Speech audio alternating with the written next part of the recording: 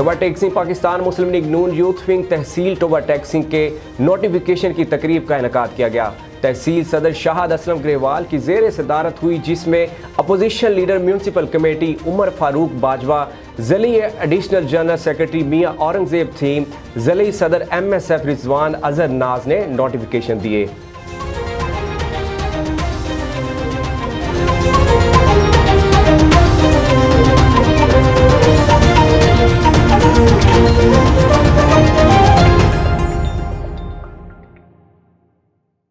असल में आज तहसील के नोटिफिकेशन जारी किए गए क्योंकि तहसील सदर शाहद असलम गिरेवाल साहब हमारे साथ मौजूद हैं।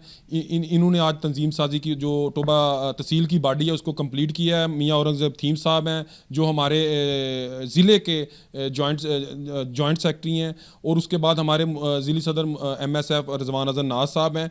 इंशाअल्लाह ताला हम सब मुस्लिम लीग नून के वर्कर मुत्तहिद हैं और अपने कायद की आवाज़ के ऊपर लब्बैक कहेंगे, वोट को इज्जत दिलवा के रहेंगे। कायद जहाँ भी कायद की आवाज़ आएगी कि बुलाएंगे हमें, इंशाअल्लाह ताला कट जाएंगे लेकिन वहाँ से नहीं हिलेंगे।